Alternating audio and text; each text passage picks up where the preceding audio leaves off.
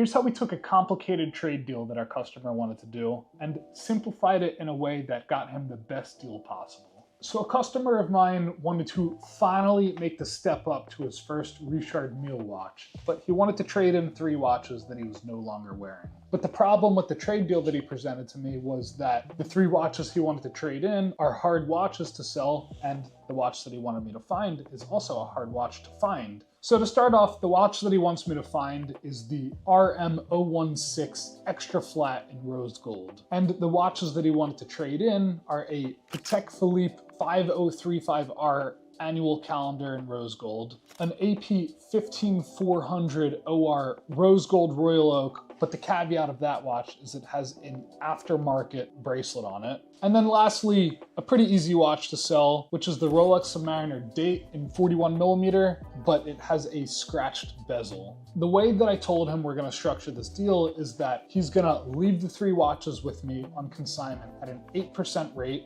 We typically charge 10%, but if he's going to use the funds toward a watch that we're getting him, we drop it to 8%. And during the process of us selling these 3 watches, I'm going to be looking to find him the Richard Mille. And my customer was pretty price conscious on this deal, so he was open to one without box and papers, which is ultimately what we found. But the only problem, the watch that we found was located in Vietnam. And this Vietnamese seller said he can deliver it to a friend of mine in Hong Kong. Once my friend in Hong Kong checks it out, inspects it, tells me it's all good to go, I'll pay the seller, and then my friend in Hong Kong will ship the watch to us in Philadelphia. The one thing to know about RMs without box and papers is you have to be very careful that they don't have a stolen history with them.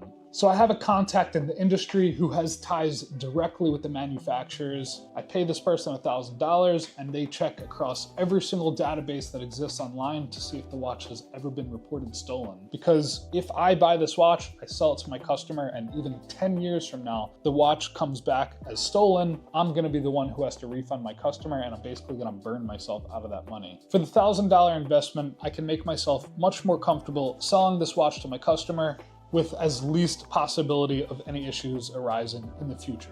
The reason I don't have all 4 watches in front of me is because we had already made this transaction happen. He dropped his watches off for consignment several weeks ago. We had sold them and I had sourced him the RM, and he's already picked it up and wearing it at this current moment. While there is a lot of things that go on behind the scenes on our end, we try to make it a seamless experience for the customer. So if there's any complicated trade deals that you're thinking about making happen, but you're not sure if they're possible, you can always shoot us a DM and we'll see if we can get something started.